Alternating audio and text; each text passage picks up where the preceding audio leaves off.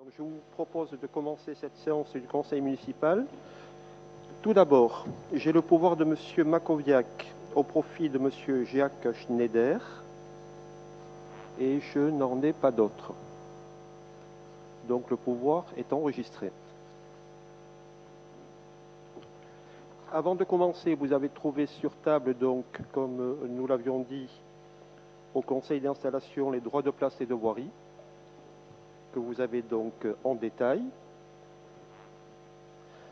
Je me dois de nommer un ou une secrétaire de séance et Nathalie Méreles m'a expressément demandé de pouvoir être secrétaire lors de ce conseil si vous n'y voyez pas d'opposition.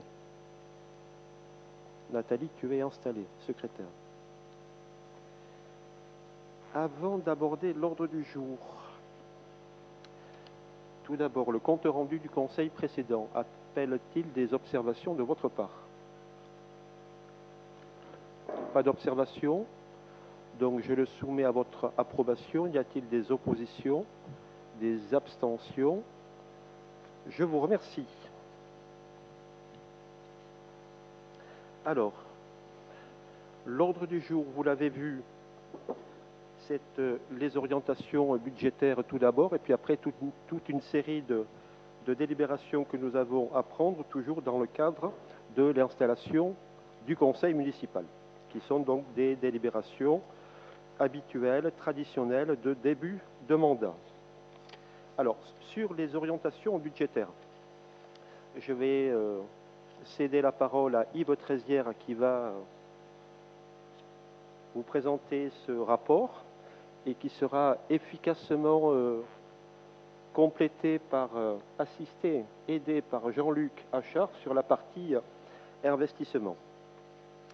Simplement, là, à titre d'introduction, dire que c'est toujours difficile de caler des orientations budgétaires.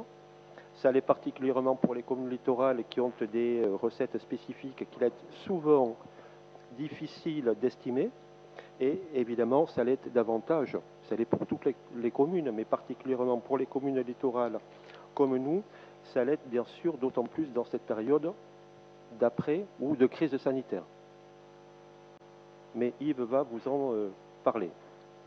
Je voulais simplement rajouter que, s'agissant donc de ce débat et de ce rapport d'orientation, conformément donc aux prescriptions, aux recommandations, aux prescriptions qui sont données, c'est que ce rapport fera l'objet d'une communication.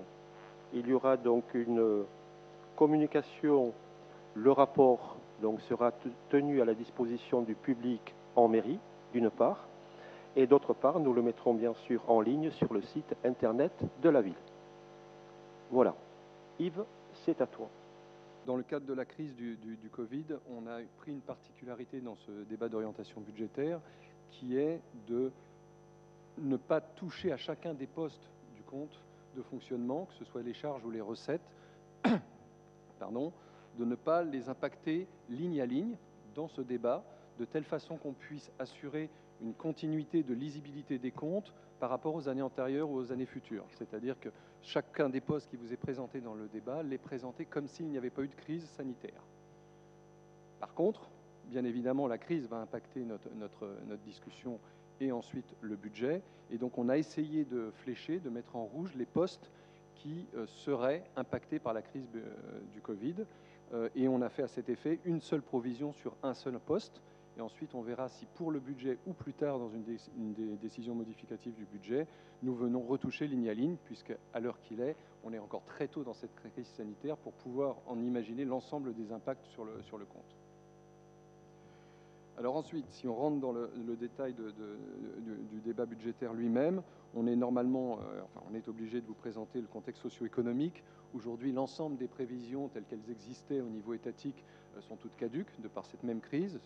La croissance était estimée entre 1 et 1,5% à peu près partout. Je crois que les premiers résultats du trimestre sont sortis, on doit être à moins 6% en France, et j'ai écouté tout à l'heure que l'OCDE prévoit du moins 6 à moins 10% pour le monde entier. Voilà, donc ça donne le ton aujourd'hui.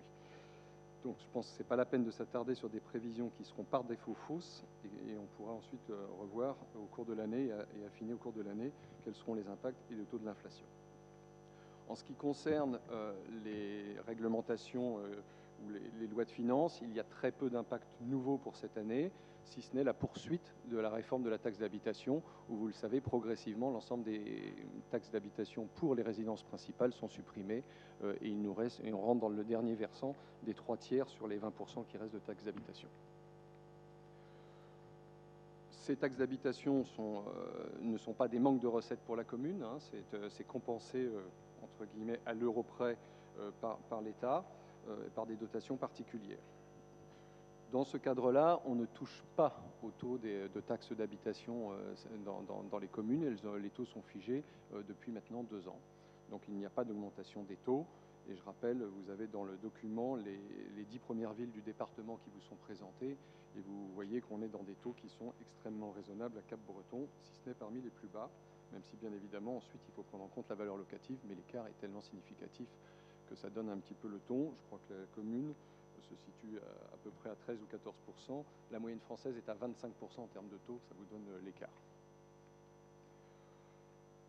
Ensuite, en ce qui concerne toujours le cadrage général, dans les concours financiers de l'État, les taux d'addition globales de fonctionnement de l'État sont stables au niveau national et ensuite se répartissent.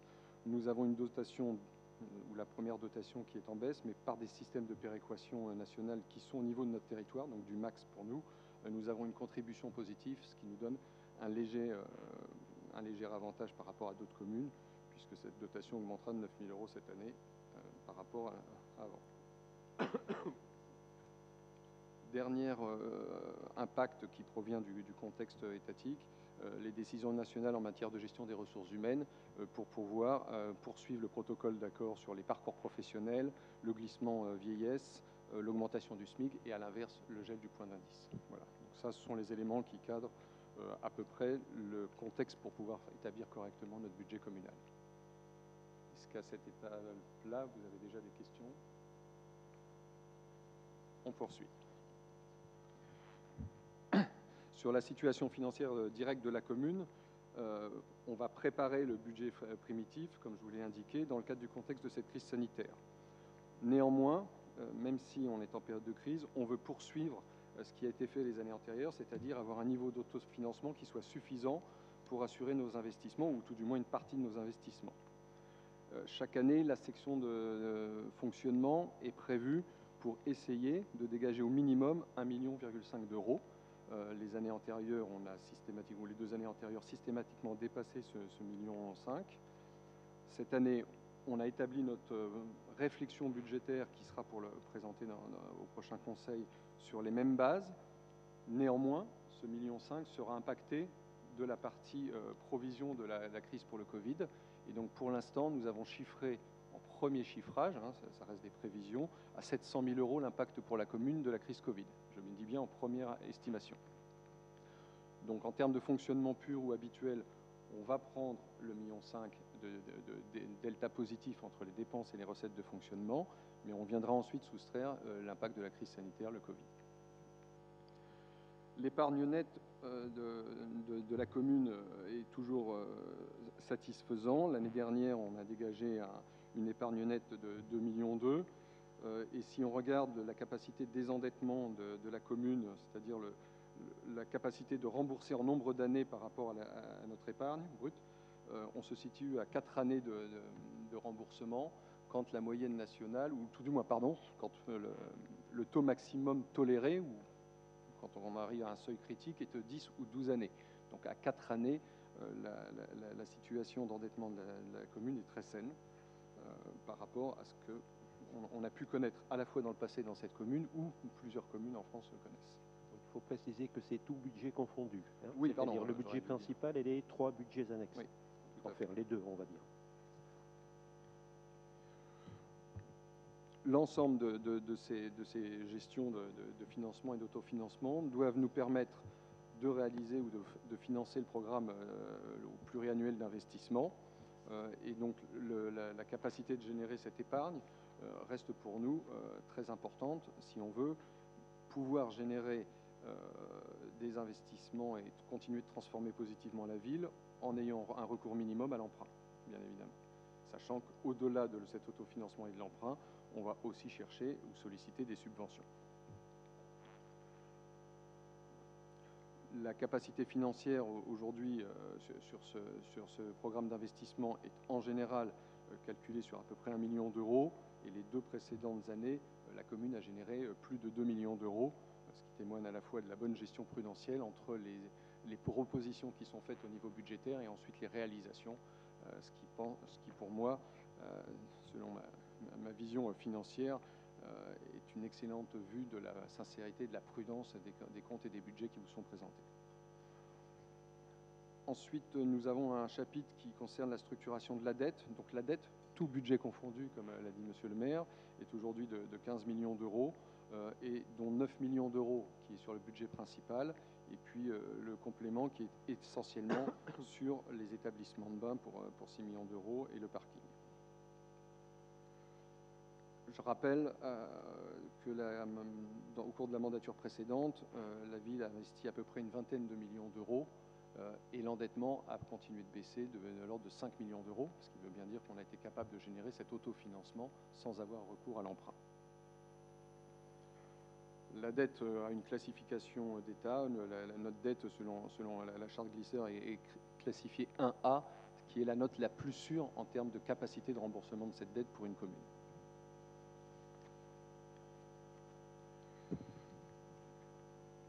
Dernier point de contexte, la partie intercommunalité. Vous savez que toutes les communes de France maintenant appartiennent à une communauté de communes, une intercommunalité, communauté urbaine pour d'autres.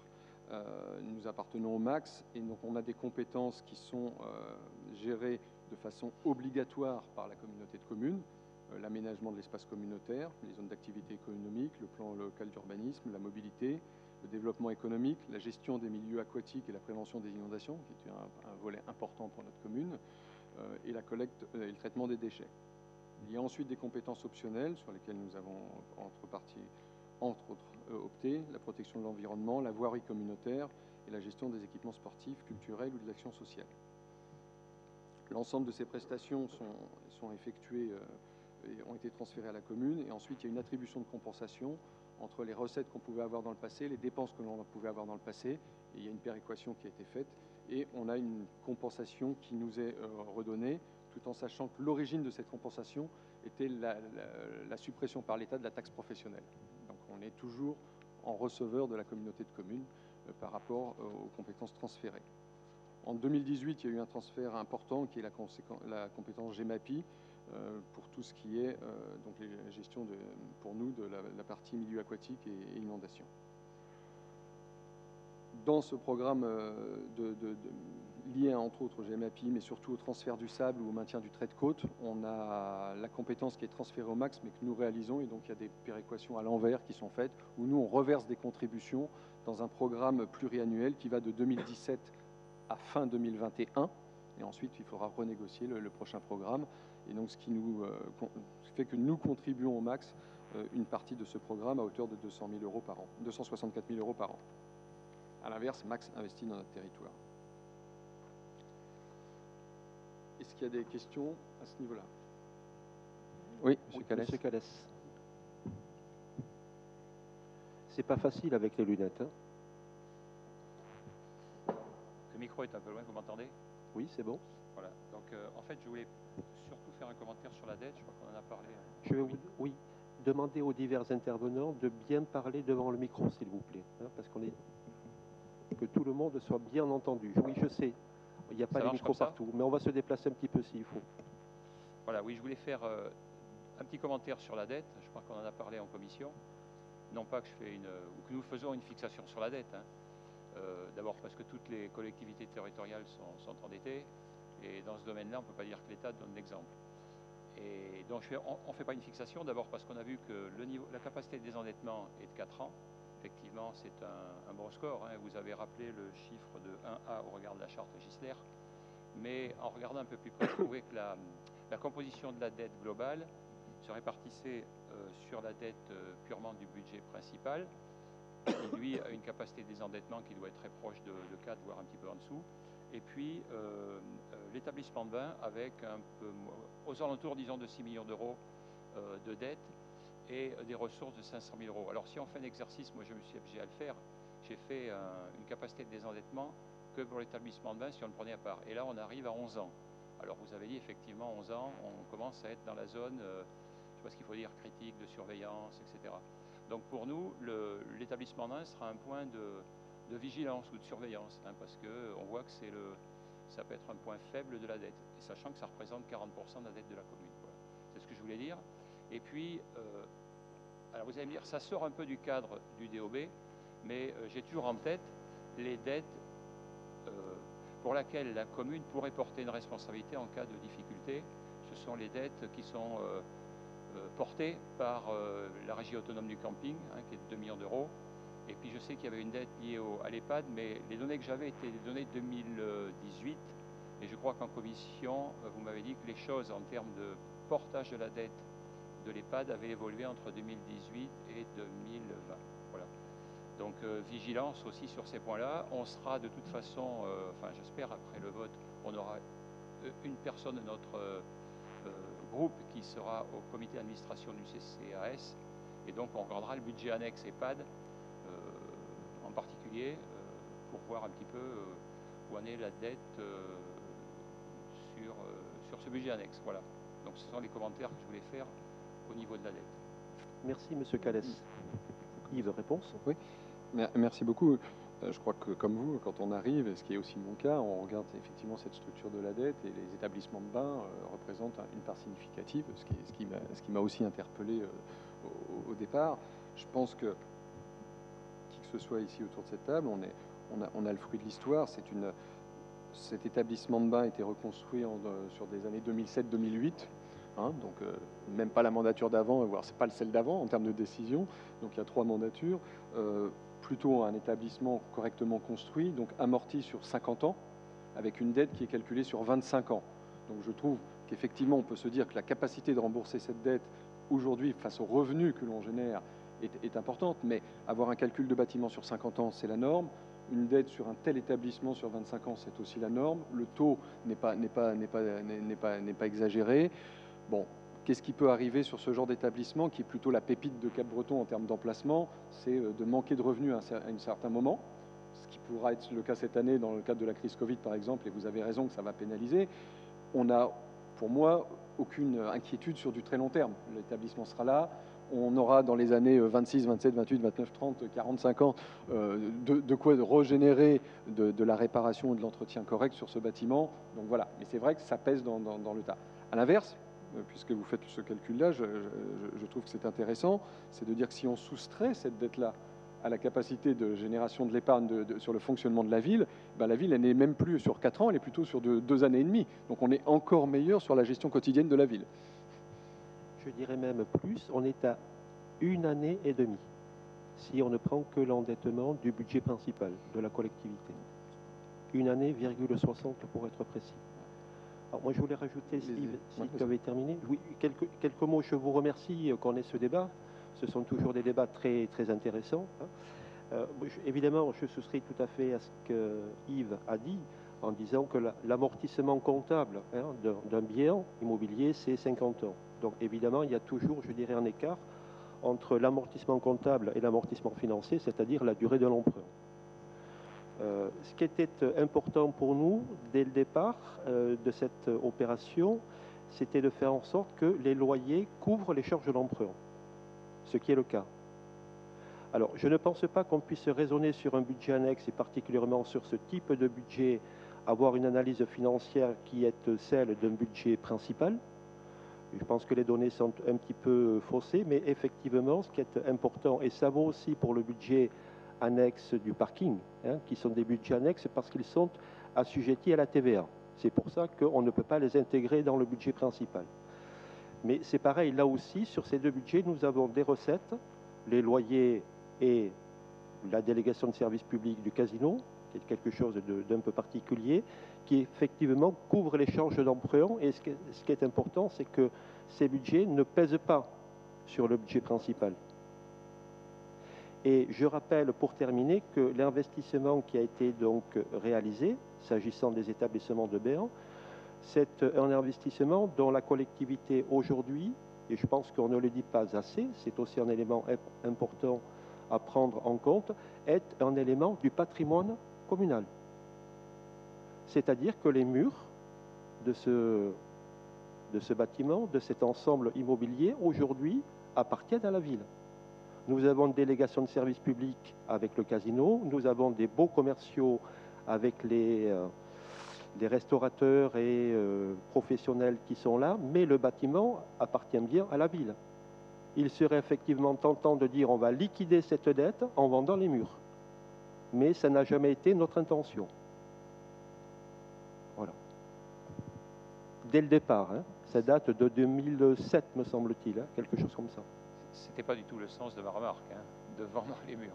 Pardon ? C'était pas du tout le sens de ma remarque de faire une opération immobilière, de vendre les murs pour se désendetter. Hein. Voilà, non mais je tiens à le préciser parce que c'est aussi un élément important du contexte dont nous parlons. Hein. Et j'ai bien dit que ce n'était pas un élément d'inquiétude, mais de surveillance. Hein. Je n'ai pas exagéré. Il n'y a pas de caractère d'urgence, mais c'est à regarder, surtout si on prévoit dans les années à venir des travaux de maintenance. On en a parlé à la commission lundi soir. Voilà, donc c'est un point à surveiller. Tout à fait, mais nous sommes vigilants, nous l'avons toujours été, et il est évident de dire qu'avec les mesures, je dirais, relatives au loyer, et ça vaut pour le casino, ça vaut pour les professionnels titulaires de beaux commerciaux, cette année, du fait de la crise, que nous allons appliquer, bien sûr, une réfaction du loyer pro rata temporis sur la période de confinement, comme je crois tout le monde va faire dans toutes les collectivités. Donc ça va peser sur les comptes du budget établissement de Béarn, c'est évident. Mais,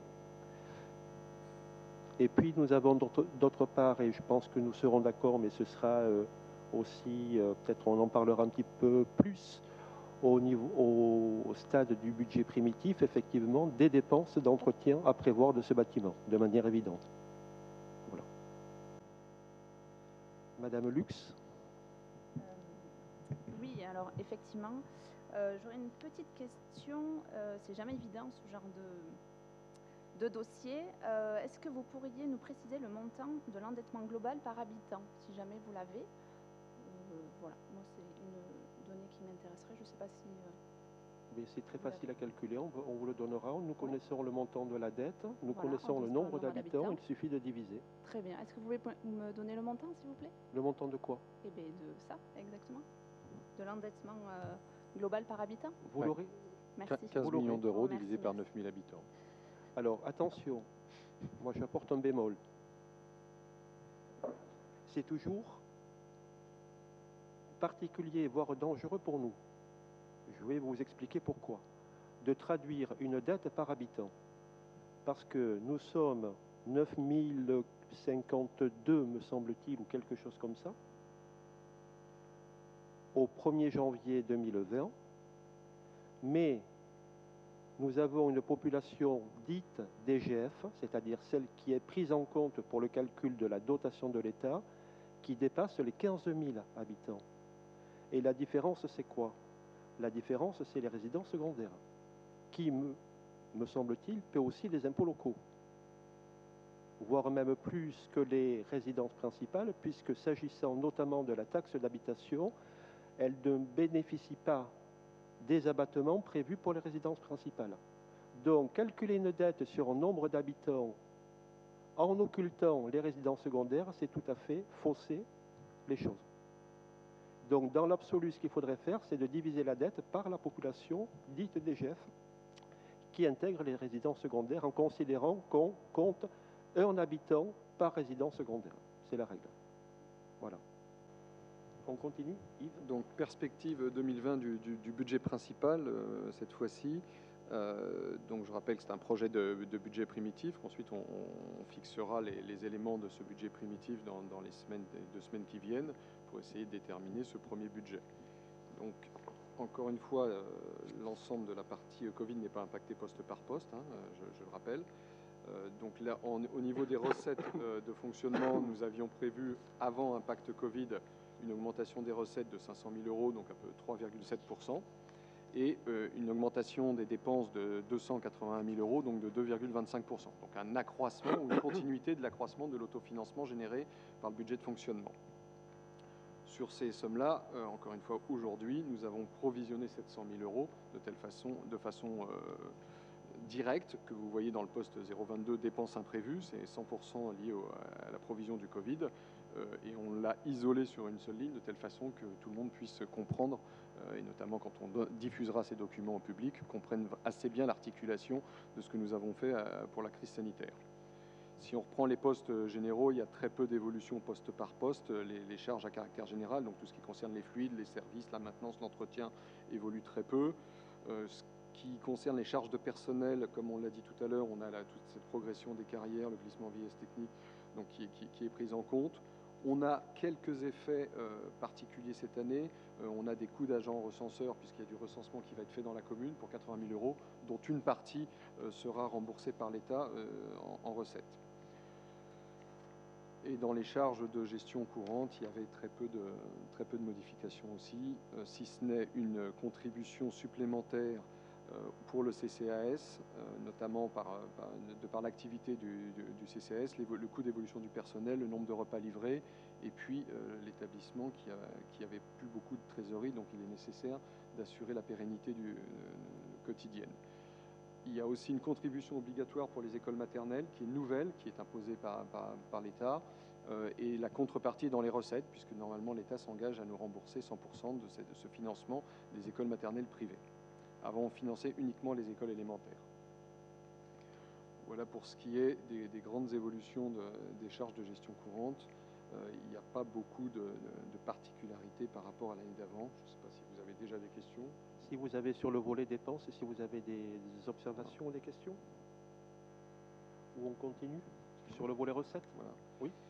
Les recettes donc suivaient à peu près le même raisonnement. Il y a peu de choses de modifiées sur les produits et services, tout ce qui est avant Covid, je reprécise, puisque c'est sûrement ce chapitre qui sera impacté.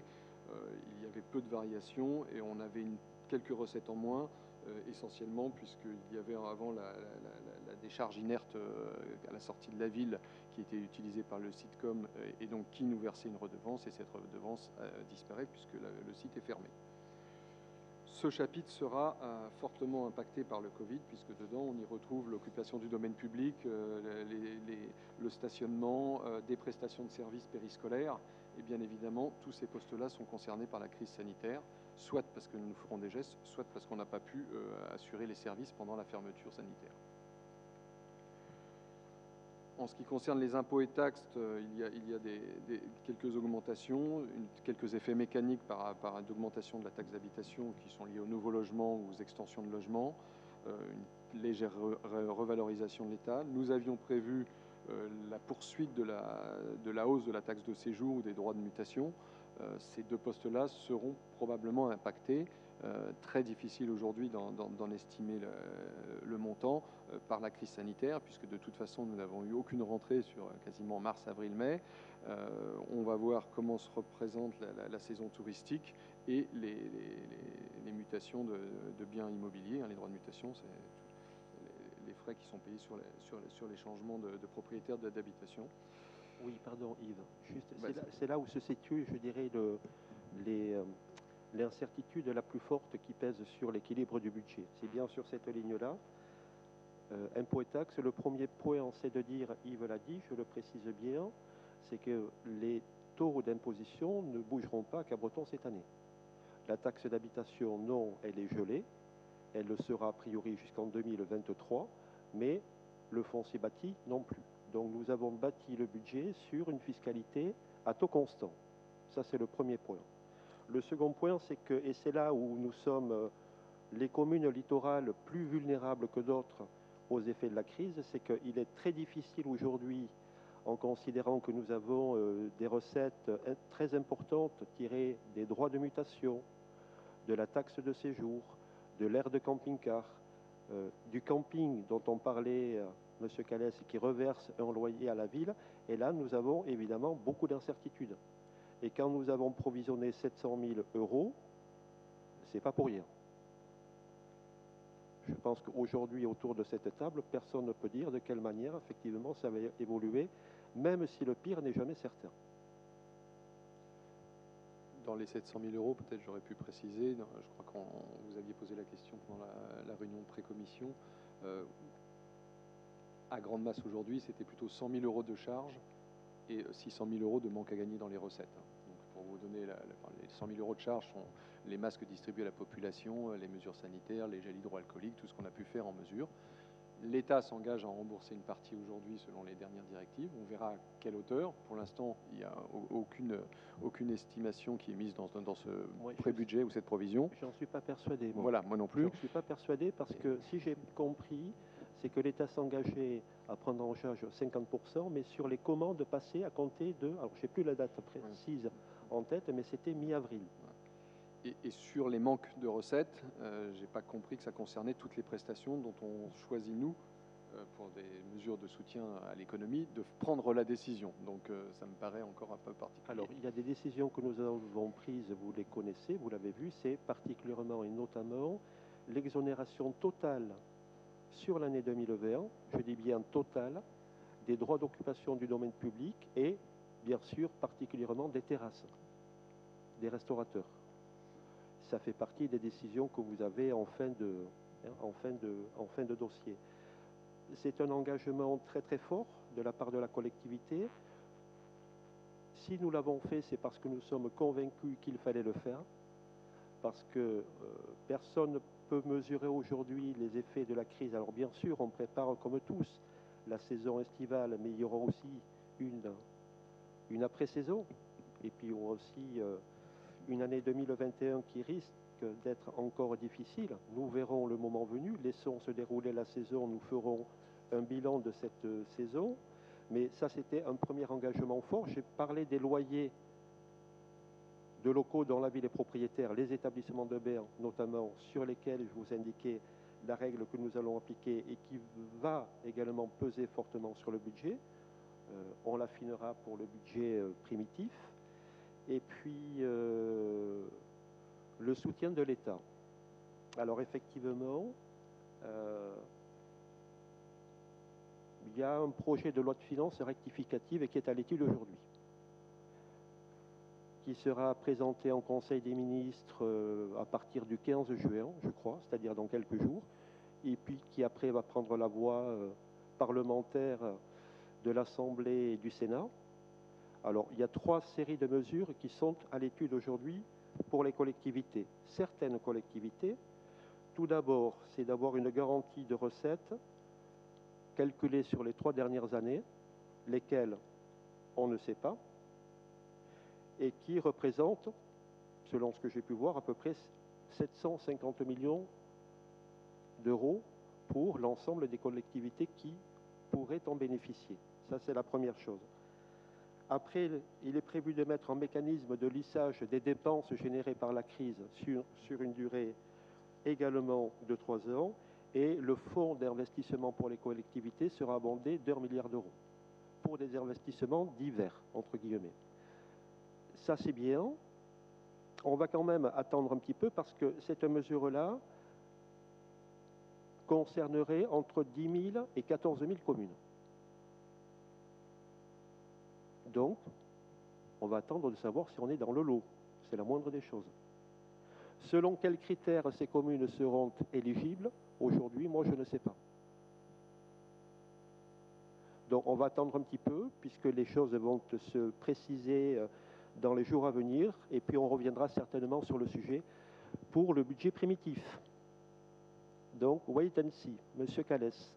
Oui, j'ai lu aussi la déclaration du Premier ministre qui date du 29 mai, je crois bien, et il indiquait que ces mesures seraient destinées en priorité aux villes ou aux communes les plus fortement touchées par le Covid. Donc ça laisse un degré de liberté dans le choix. Bon, en toute honnêteté, on ne peut pas dire qu'Abreton était fortement impacté par le Covid au regard de ce qui s'est passé en région parisienne ou dans le Grand Est. Donc, voilà, moi je ne sais pas trop ce que sur l'élection. Fortement touché par le Covid, c'est-à-dire par l'épidémie, ou fortement touché par les conséquences financières. Je ne peux pas vous dire, c'est le terme. Donc c'est bien ce que je dis, on va attendre un petit peu pour en savoir plus. Je suis d'accord. l'ensemble de ces points nous a conduit justement à cette provision globale et de ne pas toucher à chacun des postes, parce que sinon ça nous aurait conduit à avoir un impact sur chacun des postes aujourd'hui en premier débat d'orientation budgétaire, peut-être le réviser au budget prévitif et puis le rechanger un mois après quand on aura les directives d'État ou les décrets. Donc pour l'instant, on préfère avoir l'approche globale et ensuite d'impacter chacun des postes quand on en sera certain de ce qui peut être appliqué à notre commune et les impacts que l'on aura décidé, notamment sur les loyers, les taxes d'occupation des sols, on les connaît. Et puis on aura aussi une vision sur la saison touristique, ce qui n'est pas encore le cas aujourd'hui. Ensuite, si on poursuit dans les recettes, il restait juste les dotations et subventions. Donc, dans les dotations d'État, là, vous avez la dotation globale de fonctionnement dont on a parlé tout à l'heure, qui pèse 1,7 million sur les 2,5 millions qui sont présentés. Le poste est en légère augmentation. Vous y avez notamment les remboursements dont on a parlé tout à l'heure, soit pour les agents recruteurs, soit pour les écoles maternelles privées. Voilà. Et puis une augmentation de la participation de la CAF, je crois, d'une centaine d'euros qui font les différences et l'augmentation, sinon il n'y avait pas de raison d'augmenter ces recettes étatiques. Voilà à peu près pour l'ensemble des recettes. Alors, sur ce chapitre recettes, donc, est-ce que vous avez des observations ou des commentaires ou des questions? Donc, on va affiner les choses. Hein. On va affiner les choses, donc, évidemment, pour le budget primitif, où on essaiera à partir de la provision qui a été constituée, de ventiler un petit peu, hein, je dirais, les pertes, notamment les pertes de recettes, telles qu'on peut avec toute la difficulté, hein, parce que je ne suis pas persuadé qu'on en sache beaucoup plus au moment du budget primitif, mais on va essayer à peu près de caler ces choses-là. Voilà, vous avez donc le détail du produit de la fiscalité dont on parlait, qui est en page 12. Donc, si vous n'avez pas de questions, on peut peut-être passer sur le volet investissement. Et c'est Jean-Luc Achard qui va brillamment le présenter, à qui je vais laisser ma place pour qu'il ait en micro.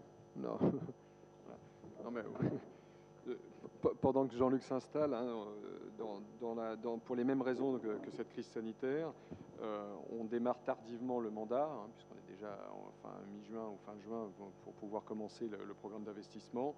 L'été sera devant, donc on a fléché en priorité des investissements de maintien de ce qui était lancé ou de récurrence, et les études pour le programme à venir, mais on ne lancera pas de programme structurant très coûteux tant qu'on n'aura pas la vision globale sur la crise sanitaire, ce qui revient à la notion de prudence dont je vous ai parlé tout à l'heure.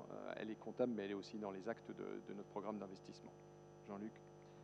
Oui, alors pour ce premier exercice-là, qu'on a cherché à partager dans le DOB, c'est le fléchage et les grands axes prioritaires du prochain mandat 2026.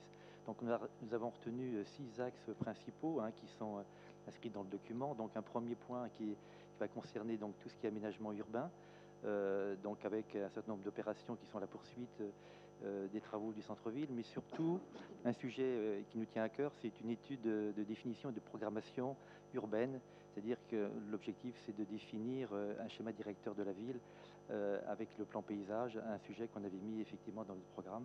Donc un premier pavé autour des aménagements urbains, un deuxième pavé autour de la gestion écologique des espaces publics, qui s'appuiera bien évidemment sur un travail qui avait été fait par nos prédécesseurs concernant un schéma directeur pluvial. Et donc ça nous donnera quelque part le fléchage. Donc ce travail qui avait été fait par l'équipe précédente, que je salue, va nous permettre de flécher un certain nombre d'investissements, et en particulier sur des espaces publics, mais aussi sur des parkings sur lesquels on travaillera sur la désimperméabilisation.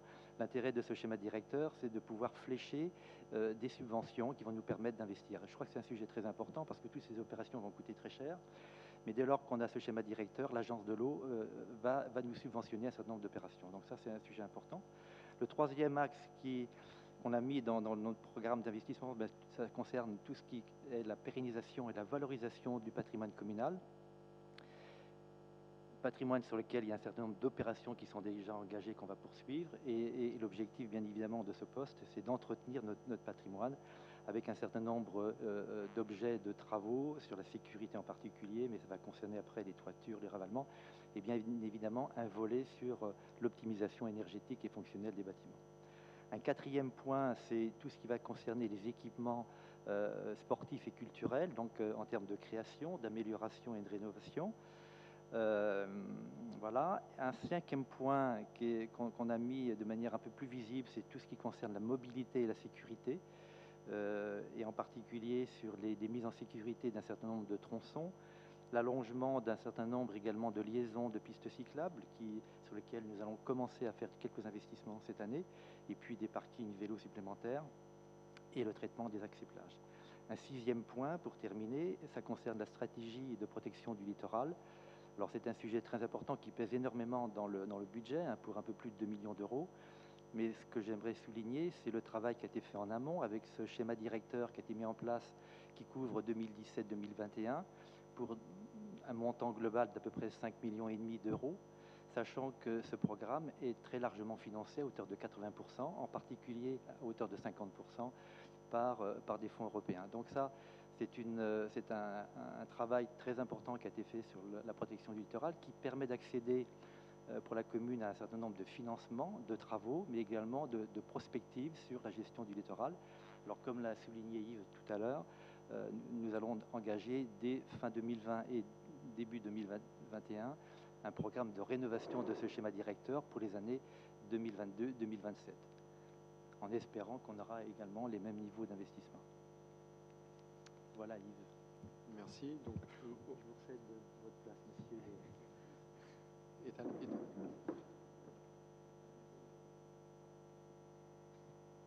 Merci Jean-Luc. Donc juste pour ceux qui écoutent notamment, donc dans le budget primitif, on devrait prévoir une enveloppe globale de 5,5 millions d'euros d'investissement. À l'intérieur de ces 5 millions d'euros, 1,7 million concerne la stratégie littorale dont vient de vous parler Jean-Luc. Donc les chiffres sont gros, mais comme ils sont financés, il y a peu d'impact sur le financement direct de la commune. Est-ce qu'il y a des questions sur ce programme d'investissement avant de passer aux reprises de résultats? Peut-être une précision. Quand on a fait la réunion lundi dernier, je n'avais pas tout noté, j'ai vu comment sont répartis le poids des 5,5. On a 1,7 million du littoral avec un financement à 80%, 1,5 million qui vient de l'autofinancement des budgets. Je crois qu'on avait marqué 1,6 million de subventions. Et il y avait un solde, je n'avais pas eu le temps de noter, puisqu'on n'arrive pas tout à fait à 5,5. Oui, à peu près, c'est ça. Ouais, et après, il manque un bout, ça fait oui. 1,5, 1,6, 3, Qui est non fléché. 3,8, ça fait 4,8. 4,8, il manque 800 000 euros, quoi.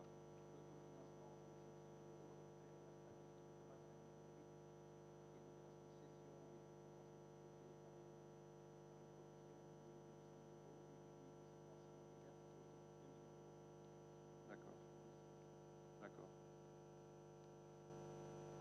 Ok. Alors, sur les budgets annexes, assez rapidement. La reprise des résultats quand même, monsieur le maire? Oui, pardon, Ou si après. tu veux. Tu peux. Juste la particularité du débat d'orientation budgétaire aujourd'hui fait que comme on le fait en juin, les comptes 2019 sont déjà arrêtés. Donc ça, au moins, on a des choses certaines. Et comme vous le constaterez, le résultat net à reporter de la section de fonctionnement de 2019 sur le budget principal est de 2,7 millions, 2,68 millions exactement. Et puis sur les établissements secondaires, forêts, établissements de bain, parking, à peu près une cinquantaine de kilos euros. Et surtout sur le lotissement des Deux Pins, un résultat net à reporter d'1,2 million. Donc je trouve qu'en tant que nouvel arrivant maire adjoint aux finances, on m'a rarement laissé dans ma carrière une situation aussi saine avec des reports aussi positifs qui nous donnent un certain ballon d'oxygène, notamment eu égard à la crise sanitaire exceptionnelle que l'on vit aujourd'hui. Se retrouver avec des reports à nouveau tous positifs de cette ampleur-là nous permet de voir sereinement l'année s'écouler, même si elle va être impactée dans notre fonctionnement. Voilà, tout ça, bien sûr, tous ces montants, on les retrouvera au budget primitif, au compte administratif. Les budgets annexes, oui, très rapidement, peu de choses à dire. Ils sont équilibrés par principe, et que ce soit la forêt, les établissements de bain, le parking ou le lotissement des Deux Pins, je pense que la surveillance cette année sera sur l'établissement de bain, puisqu'ils nous auront des manques de recettes, et donc il faudra arriver à gérer ce budget-là. Sinon, il y a peu d'évolution d'une année sur l'autre, donc il n'y a rien de particulier pour ce débat, et on verra le détail dans le budget. Voilà. Ok. Oui, monsieur Calès. Je suis désolé, il y a une question que j'ai oubliée lundi avant-hier. Les parkings, le résultat net des parkings, c'est tout parking confondu ou à l'exception du parking Estacade? Comment il se place le parking Estacade?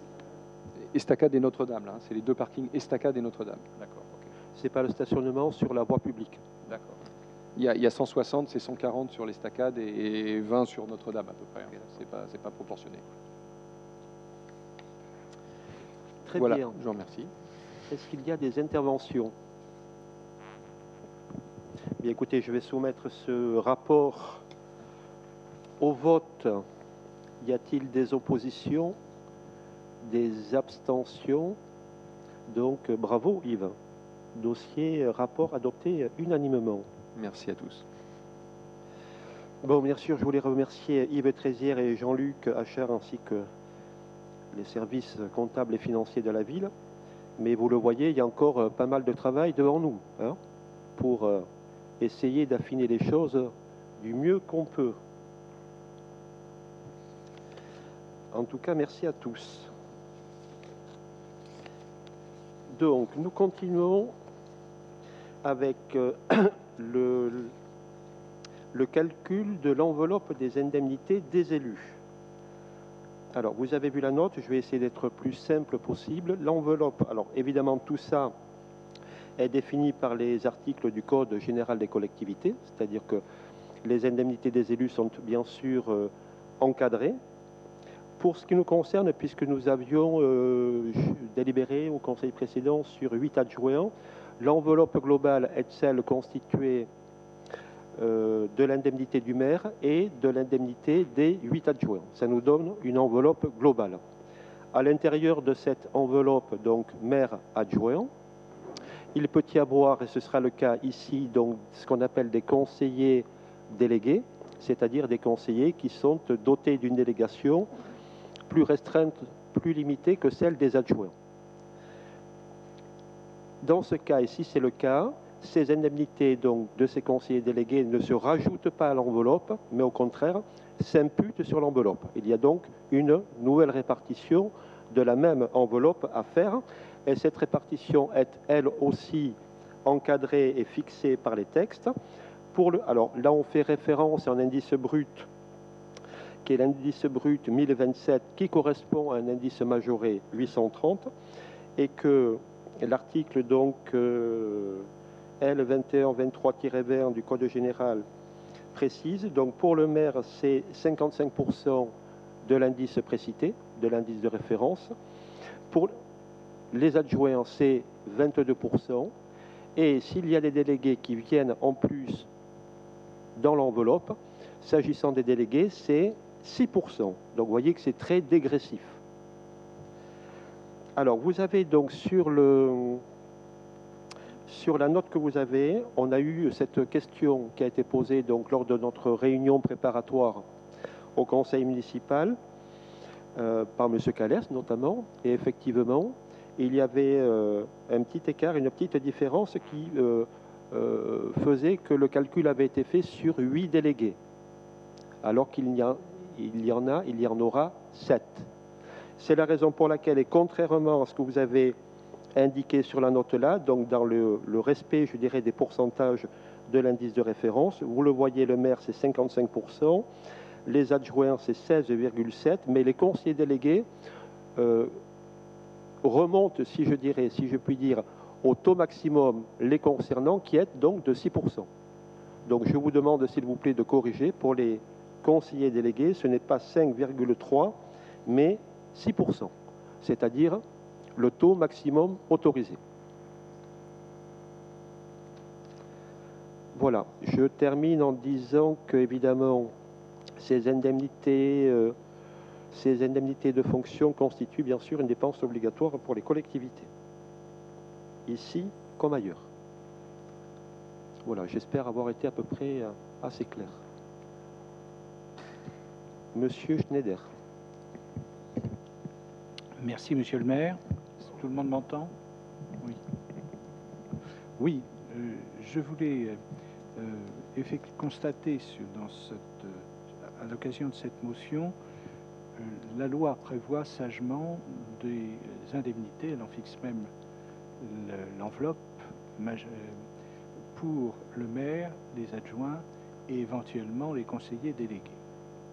Alors, il est tout à fait logique et juste que des indemnités soient versées aux maires et aux adjoints, ainsi qu'aux conseillers délégués, que ces indemnités soient plus fortes pour le maire, dans la mesure où les charges qui constituent leur fonction leur créent des dépenses et créent aussi, pour ceux qui ont une activité professionnelle, ce qui est dans la majorité, des difficultés professionnelles, des difficultés de carrière. Donc, la loi est juste en autorisant ces versements. Cependant, compte tenu des circonstances, compte tenu du fait qu'un certain nombre de nos concitoyens éprouvent quelques difficultés économiques, on le sait, il nous aurait paru plus normal qu'il y ait une autre répartition et notamment de diminuer, pas très très fortement, mais diminuer un petit peu le pourcentage de l'indemnité allouée aux maires, au profit notamment, mais alors ce que vient de dire Monsieur le maire me conduit à penser que c'est peut-être impossible légalement, à payer davantage, à augmenter la cotisation, l'indemnité des conseillers et délégués. La première mesure, deux effets pour cette mesure. Alors, le premier effet, c'est un signal pour nos concitoyens. Le deuxième effet n'est peut-être pas possible, qui aurait été un rééquilibrage au profit des conseillers délégués dont il ne faut pas mésestimer le travail et les efforts.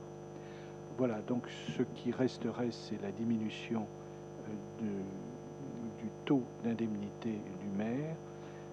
S'il n'apparaissait pas possible de modifier le projet qui nous est proposé, nous serions dans l'obligation de voter contre. Voilà, monsieur le maire. Très bien. Y a-t-il d'autres interventions? Non? Alors, sur la question, je me souviens très bien, monsieur Schneider, que vous aviez émis le souhait que l'indemnité, dont je rappelle qu'elle est la contrepartie d'une délégation, soit effectivement, je dirais, majorée pour les délégués, pour les conseillers délégués. Ce qui est donc maintenant le cas, puisqu'ils sont au taux maximum de 6% et qu'on ne peut pas aller au-delà. Donc, je crois qu'on a été dans le sens de ce que vous souhaitiez, de ce que vous attendiez. Après, la question de la répartition, c'est vrai qu'on l'a vu, 55, 22 et 6 éventuellement s'il y a des délégués, c'est très dégressif. Mais je suis désolé, ce n'est pas moi qui fixe les textes. Enfin, et pour terminer, je note que vous parlez beaucoup de l'indemnité du maire, alors même que vous n'avez pas participé à son élection. Vous avez, c'est votre choix, je n'ai pas à le commenter, je n'ai pas de... Mais vous n'avez pas participé au vote relatif à l'élection du maire, mais par contre, vous voulez bien parler de son indemnité. Ce que je trouve un petit peu incohérent. Oui, monsieur Schneider? Oui, merci, monsieur le maire. Oui, non, je ne vois pas d'incohérence. Le fait que nous n'ayons pas participé à l'élection ne nous interdit pas de nous intéresser à tout ce qui concerne le maire et le fonctionnement de l'équipe municipale. C'est la raison pour laquelle nous intervenons, mais personnellement, je ne vois pas d'incohérence entre nos deux positions. Bien, il avait été également évoqué lors de notre réunion de lundi, je dirais, le geste symbolique du maire. Donc nous parlons bien des indemnités du maire, des adjoints, des délégués, c'est-à-dire des membres du groupe majoritaire. Et donc pour la symbolique, ne vous inquiétez pas, nous nous en occupons. Voilà. Donc, je soumets ce dossier à votre approbation. Y a-t-il des oppositions? 7 oppositions, des abstentions. Je vous remercie. L'autre dossier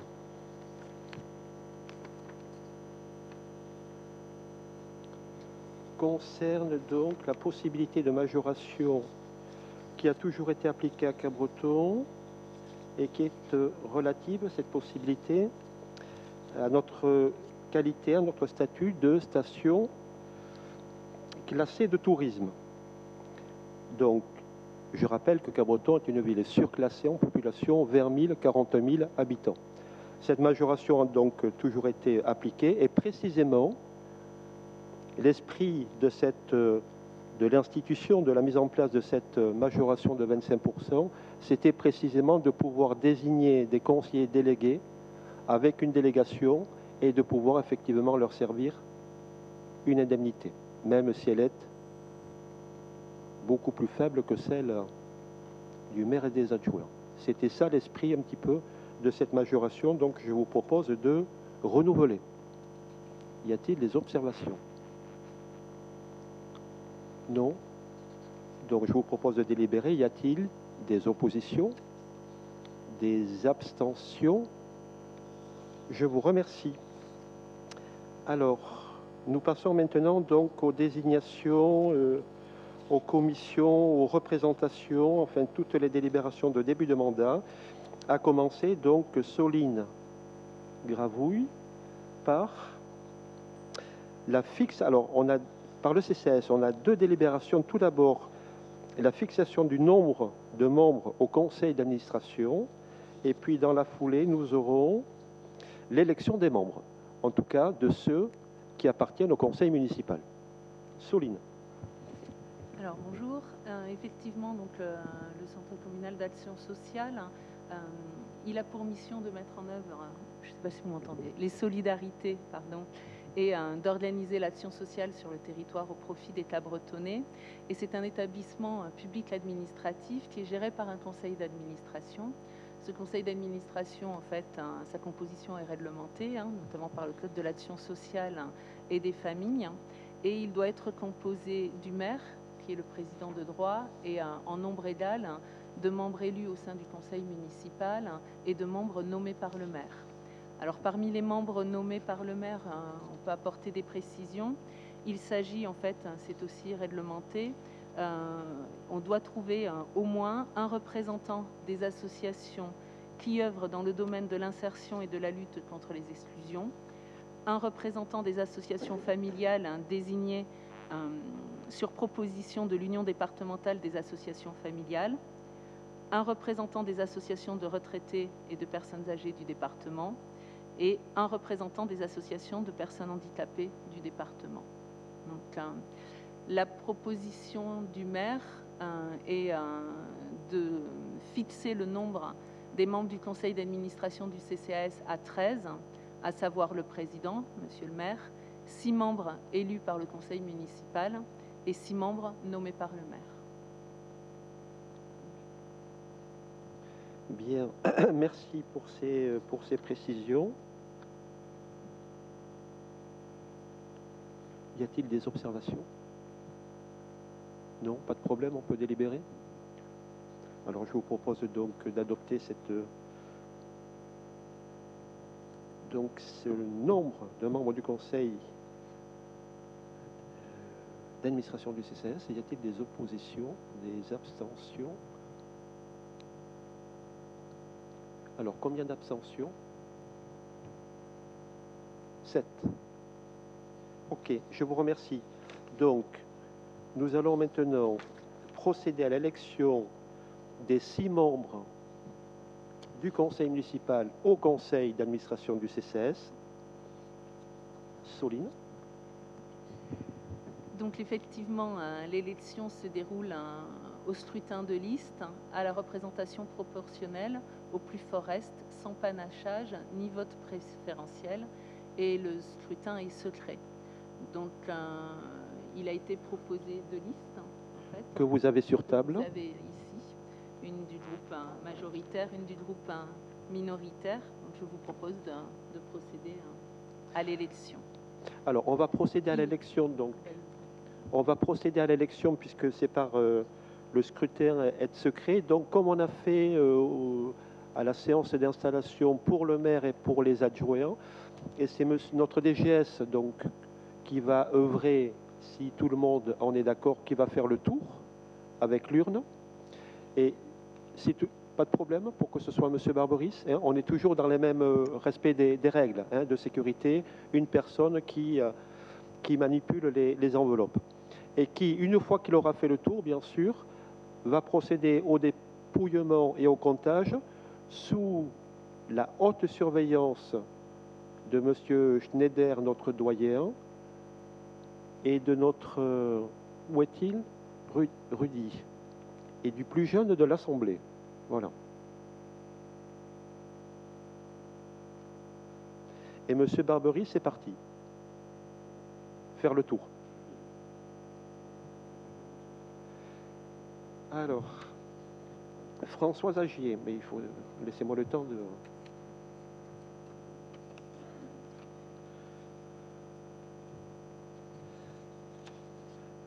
Alors, Jean-Luc Achard, Céline Fournier,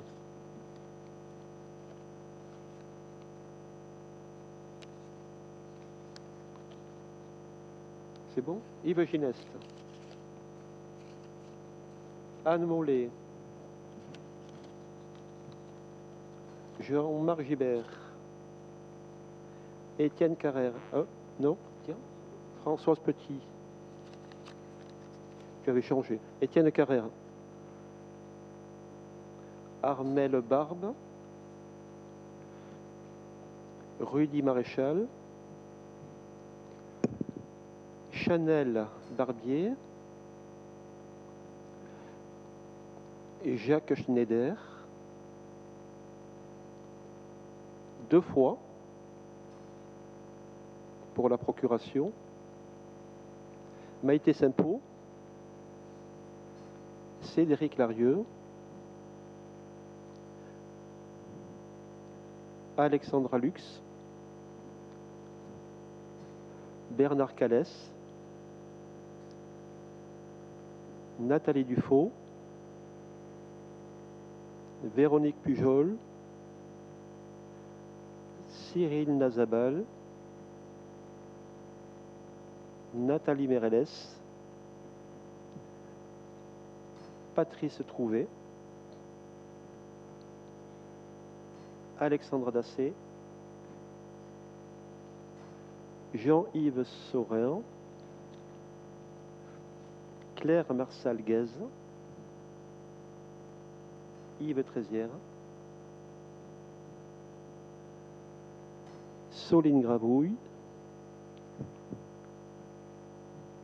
Louis Galdos et moi-même. Voilà, j'appelle donc Monsieur Jacques Schneider et Rudy Maréchal pour superviser les opérations.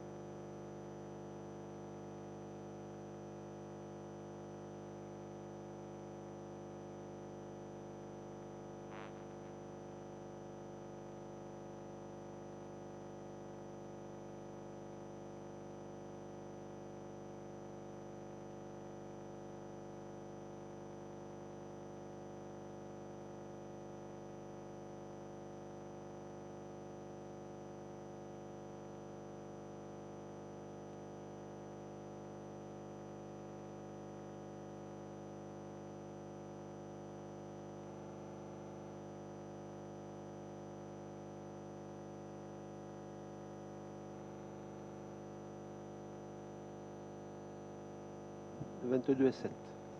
Merci beaucoup. Je vous invite à regagner vos places.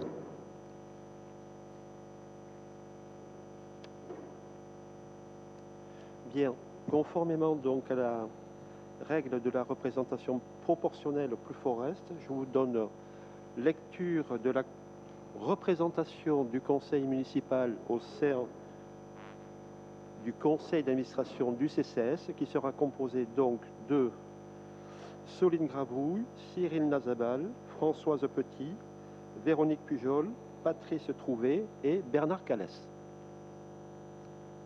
Voilà, merci beaucoup. Je profite de ce moment, vous avez remarqué la prestance, l'aisance et l'élégance de M. Barberis,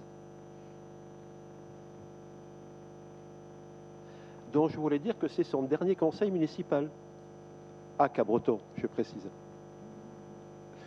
Je voulais bien sûr le remercier pour ses 6 années de travail, je crois, bien remplies, bien fournies. Yves Trézière a rappelé la bonne santé financière de la collectivité. Je pense que ça a été un travail très riche, avec bien sûr notre directeur des services, une fois de plus, que je remercie beaucoup. Je n'oublie pas aussi de remercier Michael Elbez, le directeur général adjoint, et tous les cadres de la collectivité pour faire en sorte que nous puissions aujourd'hui avoir une ville, je crois pouvoir dire, bien gérée d'une manière générale. Merci beaucoup, Monsieur Barberis, et bon vent. Hein ?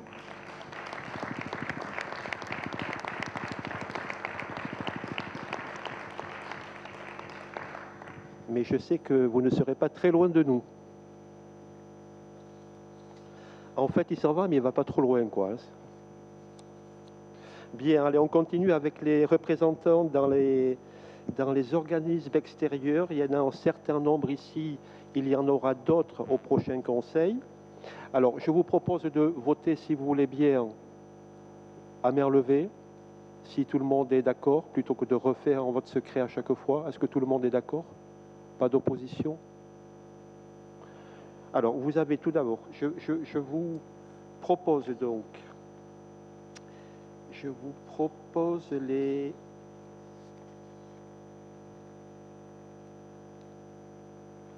les noms suivants. Alors, nous commençons par le chenil de Biroupoulet. Je vous propose, il y a un titulaire et un suppléant, donc en titulaire Françoise Petit et en suppléante Armelle Barbe. On pourra faire, si vous le souhaitez, si vous en êtes d'accord aussi, un vote unique, sauf si vous souhaitez avoir un vote différencié par... C'est comme vous voulez. Donc je continue. Je passe le SIDEC, j'y reviendrai après, à la fin. Pour le syndicat mixte du littoral, je vous propose en titulaire Françoise Agé et en suppléant Rudy Maréchal. Pour le syndicat de gestion des baignades Londaise, je vous propose en titulaire Louis Galdos et en suppléant Jean-Yves Saurin. Pour l'Alpi, je vous propose en titulaire Céline Fournier et en suppléant Yves Gineste. Pour la société Digital Max, je vous propose en titulaire Yves Trézière et en suppléant, Céline Fournier. Est-ce que je n'ai pas été trop vite? C'est bon?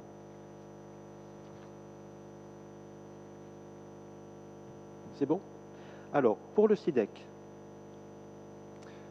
une demande a été faite de la part du groupe minoritaire pour pouvoir être présent au sein des commissions du SIDEC, ce à quoi j'ai décidé d'accéder. Alors, pour le SIDEC, vous avez vu donc qu'il exerce 4 compétences. La compétence eau potable, assainissement collectif, non collectif et énergie. De fait, le SIDEC fonctionne avec, il n'y a pas 4 commissions, il y a 2 commissions. Il y a la commission énergie et la commission eau, qui intègre l'assainissement également. Donc 2 commissions. Ce qui veut dire, je vais essayer de ne pas me tromper. Donc, ça veut dire qu'il nous faut 3 titulaires et 3 suppléants sur 2 commissions. D'accord? Donc, 2 titulaires et 2 suppléants pour chaque commission pour le groupe majoritaire et 1 titulaire et 1 suppléant par commission pour le groupe minoritaire. S'agissant du groupe majoritaire, je vous propose en titulaire pour la commission O, moi-même et Yves Trézière, avec pour suppléant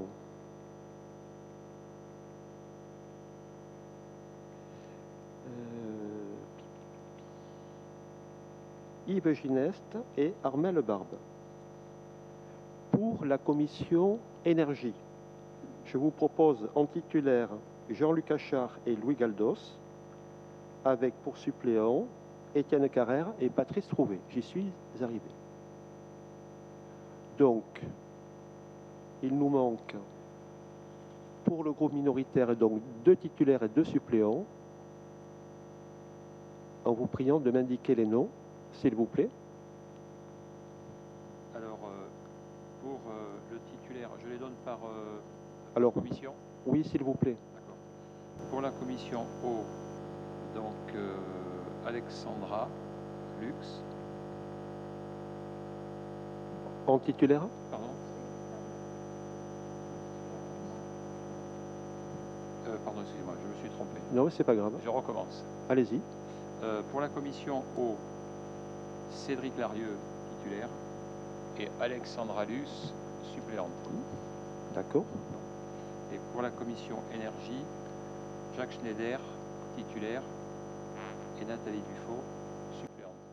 Ok. Est-ce que c'est bien noté? Bon, ben écoutez, voilà. Donc les noms sont enregistrés. Je vous remercie. Et donc je vous propose de voter l'ensemble de ces représentations, si vous en êtes d'accord, à main levée, en un vote unique. Est-ce qu'il y a des oppositions? Non? C'est bon? On peut y aller comme ça? Voilà. Donc sur ces diverses représentations, y a-t-il des oppositions, des abstentions? Je recommence. Y a-t-il des oppositions, des abstentions? Je vous remercie. Et je m'en suis bien sorti avec le SIDEC.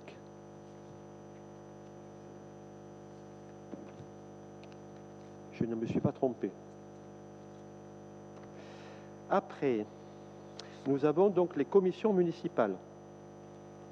Vous avez un tableau qui vous a été donné. Donc, commission municipale composée de 7 membres,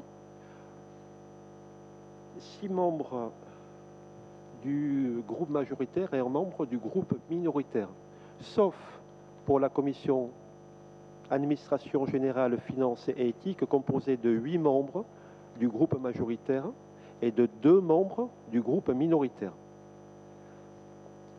Il a été également demandé, comme pour la représentation au sein des instances du SIDEC, pour le groupe minoritaire d'avoir une possibilité de suppléant, ce à quoi j'ai aussi décidé d'accéder. En même temps, et par mesure d'équité, je vous propose que les élus du groupe majoritaire par commission aient aussi, non pas chacun, mais pour les 6, qu'il y ait une possibilité de suppléance également. C'est-à-dire que pour le groupe minoritaire, il y aura un titulaire et un suppléant, et pour le groupe majoritaire, il y aura 6 titulaires et 1 suppléant. Je dis bien 1 suppléant, et ce pour l'ensemble des commissions, hors commission administration générale. Est-ce que nous sommes d'accord là-dessus? Oui? Monsieur Larieux? Bien sûr. Bon, d'abord, je veux vous remercier par rapport à votre intervention de lundi et de nous avoir permis d'accéder à certaines commissions. Monsieur le maire, vous êtes désireux d'une opposition constructive avec notamment votre intervention en commission éthique et finances de lundi soir. Je vous en remercie et on vous en remercie. Vous avez bien conscience que si notre participation reste sous-représentée, nous ne pourrons pas travailler et vous apporter nos idées, nos réflexions pour le bien commun de tous. Vous avez, j'en suis sûr, de bonnes décisions à prendre pour l'intérêt de tous. Plutôt que de prôner nos positions constructives, mettez en place des vrais échanges. Cela nous permettra de travailler ensemble pour l'intérêt général et pour les Cabretonnais et les Cabretonnaises. La démocratie participative de nos groupes pourra ainsi fédérer les Cabretonnais et Cabretonnaises de nos décisions, ce qui permettra un meilleur dialogue et fédérer tout le monde. Vous vous êtes engagé dans la charte des élus à une totale transparence et au respect de votre position. Nous vous serions donc reconnaissants de nous donner la possibilité de tenir notre rôle d'élu dans les meilleures conditions possibles pour le bien de tous. Voilà. Je me permettais d'intervenir par rapport au 1/7, au geste que vous avez fait du suppléant. Voilà, je tenais à vous dire que quand même on est sous-représenté et c'est pour ça que je me suis permis d'intervenir. Très bien. Y a-t-il d'autres interventions? Non? Alors, écoutez, je me félicite de ce que vous venez de dire, mais comment dire, nous avons toujours été dans un esprit constructif et j'ai toujours considéré que les élus, majorité, opposition, avaient une seule ambition, c'était celle de servir Cabreton. On peut ne pas être d'accord sur les sujets, mais ce n'est pas le sujet. Le sujet, c'est de travailler ensemble. Et je suis personnellement attaché à ce que la minorité, je ne parle pas d'opposition, je préfère le terme de minorité au conseil municipal, puisse travailler avec nous pour qu'ensemble, on puisse effectivement avancer sur les dossiers qui sont devant nous et qui sont toujours des dossiers difficiles et compliqués. Et qu'on a tous intérêt à avoir cet échange et ce dialogue permanent et que, oui, je suis attaché au fait que la minorité municipale puisse être présente et travailler au sein des commissions municipales parce que c'est là que le travail de l'élu se fait. Voilà. Alors, est-ce que vous avez donc des noms à m'indiquer à la fois pour les titulaires et pour les suppléants au sein des diverses commissions? Monsieur Calès. Oui, tout à fait.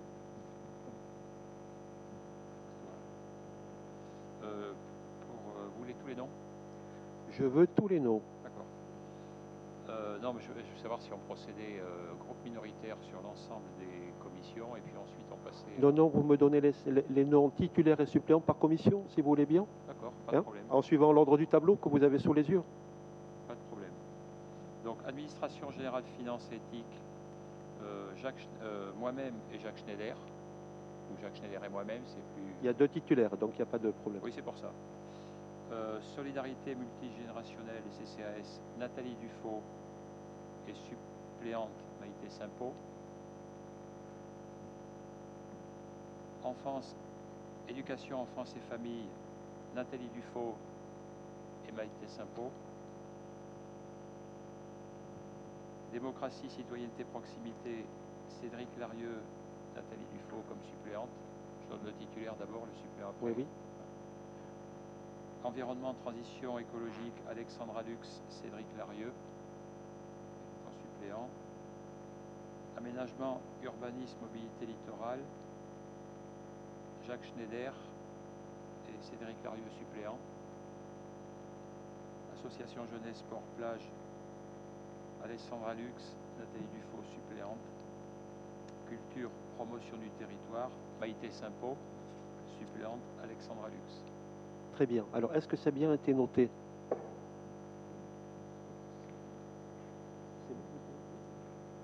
Bien. On fera quand même, on enverra un petit mail demain avec la liste des titulaires et des suppléants pour bien s'assurer qu'on a tout bien noté, hein, simplement pour validation. Voilà. De la même manière, donc, on va compléter le tableau que vous avez. Je vous rappelle que le prochain magazine municipal sera consacré au nouveau conseil municipal et que bien sûr nous préciserons l'ensemble des délégations, des commissions avec leur composition. Et de la même manière, comme pour les indemnités des élus, nous mettrons tout cela en ligne sur le site internet, comme nous nous étions engagés. Très bien. Mais écoutez, je vous remercie. Donc, sur l'ensemble de ces commissions municipales, je pense que nous pouvons passer au vote. Y a-t-il des oppositions? Des abstentions? Je vous remercie. Alors, il nous reste donc deux dossiers, mais qui sont très semblables. Ce sont deux commissions qui sont, elles aussi, mais plus que les autres, réglementées. C'est tout d'abord la commission d'appel d'offres et après, c'est la commission de délégation de services publics. L'objet de la délibération ou des délibérations aujourd'hui, ce n'est pas de désigner les membres, c'est simplement de désigner les modalités d'élection. Pour la commission d'appel d'offres, donc, qui a traité les marchés, comme vous le voyez, à procédure formalisée, donc les marchés de fourniture et de services à partir de 214 000 € et les marchés de travaux à partir de 5 350 000 €, où c'est la CAO qui est compétente. Celle-ci donc est composée de droits de 5 membres titulaires et de 5 membres suppléants. Là aussi, il convient, c'est un scrutin de liste, et donc l'objet de la délibération, c'est simplement de vous proposer de déposer cette liste au plus tard le jour du prochain conseil municipal, afin que nous puissions délibérer sur la composition cette fois. Donc 5 titulaires, 5 suppléants, ça veut dire en perspective 4 membres du groupe majoritaire et 1 membre du groupe minoritaire, titulaire et suppléant à chaque fois. Et c'est exactement la même chose, à la virgule près, pour la commission délégation de services publics. Voilà, donc je vous invite à préparer cette liste donc en vue du prochain conseil municipal. Voilà, tout simplement. Est-ce qu'il y a des commentaires ou des demandes de précision? Non, c'est clair? Je crois que le fait aussi, je m'adresse à M. Schneider et à M. Calès, le fait d'avoir provoqué cette réunion préparatoire du conseil municipal, comme ce sera le cas maintenant que les commissions sont installées, c'est quelque chose, je crois, de très positif parce que ça nous permet de, comment dire, de déblayer nombre de choses et d'arriver en conseil municipal avec, voilà, en étant, je dirais, plus concis et plus efficace à la fois. Ce dont je vous remercie. Monsieur Calès? Juste pour être précis, hein, on ne vote pas sur ces deux sujets puisque ce sont en fait des obligations, c'est encadré réglementairement. Oui, réglementairement, on va voter. On va voter sur les modalités d'élection aujourd'hui, hein, et pas sur la composition. Bien sûr. Okay. Alors, sur la commission d'appel d'offres, y a-t-il des oppositions, des abstentions? Merci. Sur la commission de délégation de services publics, des oppositions, des abstentions? Merci. Pour terminer, l'ordre du jour. Les services de la préfecture donc, nous demandent de prendre par précaution une délibération nous autorisant à délocaliser les séances du conseil municipal, donc ce que nous faisons, et y compris pour la prochaine séance du conseil municipal qui aura lieu également ici. Voilà, donc c'est très formel. Voilà, je pense qu'il n'y a pas de... Je vous demande simplement d'adopter cette délibération que nous invite à prendre la préfecture. Y a-t-il des oppositions, des abstentions? Je vous remercie. Est-ce qu'il y a... Alors, sur les décisions que j'ai prises, sur le compte rendu des décisions, bien sûr, vous avez vu la dernière décision de bas de feuille qui concerne donc l'exonération des droits d'occupation du domaine public et donc des terrasses, puisqu'elle est fixée à l'euro symbolique. Y a-t-il d'autres observations de votre part? Monsieur Calasso.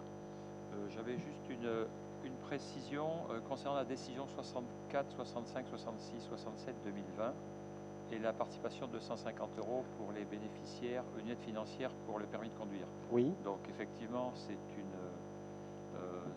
participation qui me paraît très intéressante, hein, puisqu'on connaît tous le prix des permis de conduire. Pour ceux qui ont des enfants, on sait tous ce que ça coûte.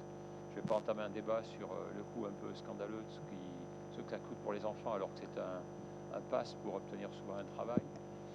Ma question en fait concernait sur quel est le nombre de bénéficiaires qui ont pu en profiter en 2019 et donc en gros quelle enveloppe ça a impacté sur le budget? Alors, je vous dis ça de mémoire à vérifier. Je crois 22, une bonne vingtaine. Alors, on avait pris effectivement cette décision c'était ce qu'on appelait le PAC jeune.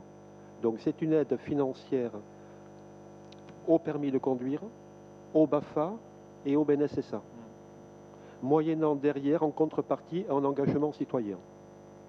C'est-à-dire que le jeune vient travailler au sein de la collectivité ou au sein d'associations, et notamment d'associations caritatives qui en ont bénéficié. Et je pense qu'effectivement, c'est bien pour mettre les jeunes, enfin, pour mettre le pied des jeunes à l'étrier, parce qu'effectivement, passer le permis de conduire notamment, ça coûte cher. Et après, je me posais la réflexion que 22, ça veut dire qu'il n'y a que 22 jeunes qui ont passé le permis de conduire à Cabreton? Pas que le permis de conduire. Ah, il faut qu'ils aient les... Non, non, c'est un des trois. Ah, d'accord. Ils peuvent avoir déjà le permis et passer le BNSSA ou le BAFA et profiter du même dispositif. En fait, c'est un pack qu'on a fait. Très bien. Ok. Voilà. D'autres interventions? Monsieur Larieux. Merci. Sur la décision 72 et la dépense pour un marché de 38 339 euros, création d'une voie verte, j'aimerais connaître le secteur, tronçon et la distance de la voie verte. Alors, monsieur Travaux.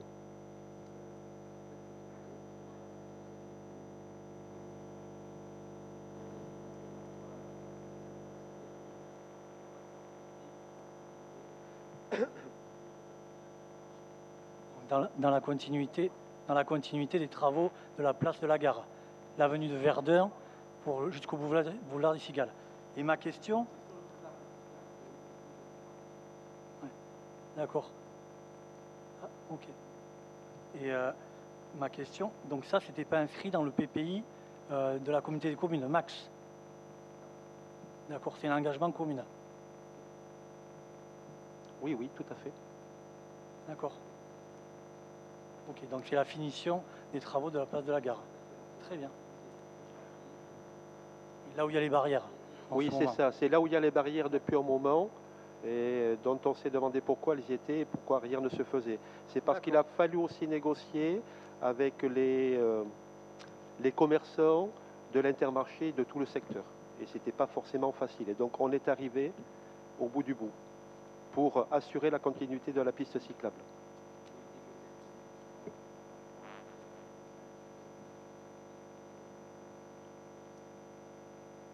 Ok, merci. C'est bon? Bon, écoutez, on a épuisé l'ordre du jour. Alors, pour terminer, et très rapidement, des questions ont été posées par le groupe minoritaire. 5 questions. Je vous rappelle, alors on apportera des réponses, mais je vous rappelle quand même 2 choses. La première, c'est qu'on est toujours sous les recommandations du Conseil scientifique qui demande à ne pas, ou à faire en sorte que les séances du Conseil soient les plus courtes possibles. D'une part. D'autre part, il n'y a pas de règlement intérieur aujourd'hui applicable au fonctionnement du Conseil municipal. Second point, je tiens à le rappeler. Donc, on apportera des réponses aux questions qui ont été posées, mais pas maintenant. Moi, je n'ai pas prolongé cette séance du Conseil parce que ça pourrait nous amener, il peut y avoir certainement des développements et qui sont un petit peu longs. Mais par contre, ce que je vous propose, c'est d'inscrire ces questions et les réponses que nous amènerons au compte rendu de cette séance du Conseil municipal. Voilà. Donc, nous répondrons aux questions. Et puis, il faudra effectivement qu'on s'occupe de mettre en place 2 choses. C'est la charte éthique à laquelle nous nous sommes engagés et c'est le règlement de fonctionnement du Conseil municipal. Voilà. Pour terminer, et en remerciant à nouveau M. Barberis, Pour terminer, vous indiquez que le prochain conseil donc, aura lieu le 24 juin dans cette même salle. Ce sera une séance budgétaire un petit peu lourde, puisque nous aurons tout à la fois le compte administratif 2019 et le vote du budget 2020, plus d'autres délibérations dans la foulée, dans la lignée de celles que nous venons de prendre aujourd'hui. Voilà. Merci beaucoup de votre présence, de votre participation. Je vous souhaite une bonne soirée. Merci beaucoup.